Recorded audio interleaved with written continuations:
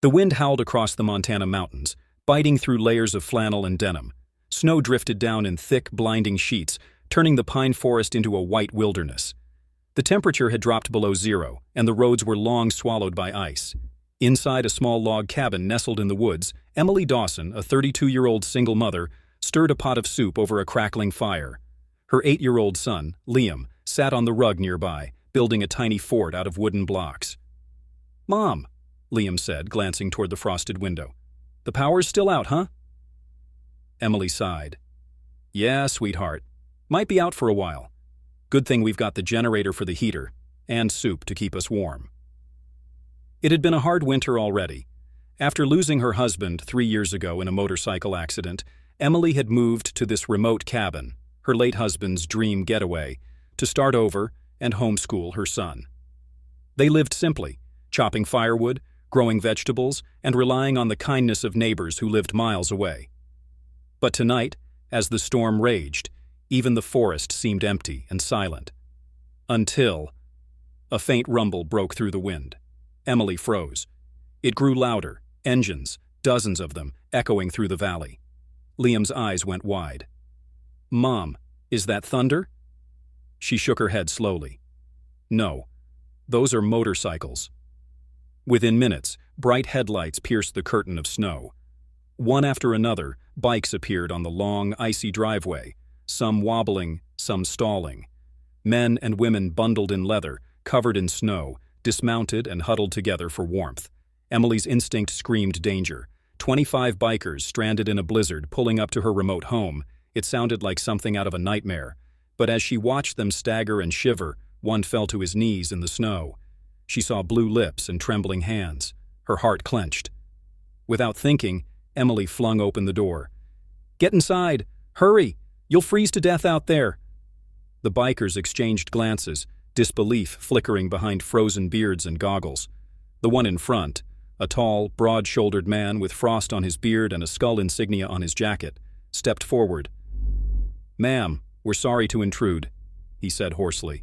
"We got caught in the storm. Our van with supplies broke down 20 miles back. We were just looking for shelter." "Don't just stand there. Come in before you all turn to ice," Emily said, grabbing a blanket from the couch. One by one, they entered the cabin, stomping snow off their boots. The warmth of the fireplace hit them like salvation. Emily handed out towels, blankets, and mugs of soup. Liam watched in awe as 25 rough-looking strangers crowded into their living room. The leader crouched to warm his hands. "Name's Ryder," he said. "We're the Iron Saints Motorcycle Club. We were on a charity run, delivering supplies to a homeless shelter in Helena, when the blizzard hit. We tried to turn back, but the roads turned into ice rivers," Emily finished for him. "Yeah, I can imagine." She noticed the patches on their jackets. Iron Saints MC. Brotherhood. Honor. Redemption. They didn't look like troublemakers. They looked like people fighting to stay alive. Emily moved through the room, offering whatever she could. Old coats, wool socks, hot tea. "I don't have much," she said, "but it's warmer than outside." Ryder gave a weary smile. "Ma'am, you just saved our hides. We'll never forget this." The long night hours passed. The storm showed no mercy. The bikers helped chop wood, fix the generator, and even played cards with Liam. Despite their tattoos and rough language, they treated the boy like their own little brother. One of them, a gray-haired man named Tank, sat beside Emily as she dozed on the couch. "You're brave, letting in a bunch of strangers like us?" Emily smiled faintly. "You didn't look dangerous. You looked human." Tank chuckled. "Most folks see leather A." The diner sign flickered softly under the morning sun. The Saints Haven, its letters painted in bold red and white, glinting against the chrome of parked motorcycles. Inside, the smell of freshly brewed coffee mixed with sizzling bacon and laughter. Emily Dawson, once the lonely widow of the mountains, now stood behind the counter of her bustling roadside diner, a place that had become a home for travelers, wanderers, and bikers alike. It had been 6 months since that unforgettable winter, when she had sheltered 25 freezing bikers. Since then, her life had been transformed, not just by gratitude, but by family. Her son Liam, now turning 9, zipped between tables, taking orders with a grin. You want 2 pancakes or 3, Mr. Tank? The burly biker chuckled, adjusting his leather vest. 3, kiddo, and tell your mom to make 'em with extra blueberries like always. Got it, Liam called out proudly. From behind the counter, Emily smiled at the sight. The Iron Saints Motorcycle Club had become part of her life, a loud, rough, but loyal family that showed up every week like clockwork. They'd helped her rebuild, kept her safe, and in a way they'd healed something deep inside her heart. And yet, there was one saint who had left an impression stronger than all the others. Ryder, the club president, the man who'd stood on her porch that freezing night, offering not just help, but hope. He'd visited a few times since, always courteous, always kind. But lately, his visits had grown less frequent. And she missed him, more than she wanted to admit. A message on the wind. One crisp autumn evening, as Emily was closing up, Liam burst through the door. "Mom, look!" Outside, a line of motorcycles gleamed in the setting sun. But this time, they weren't the Iron Saints. These were different.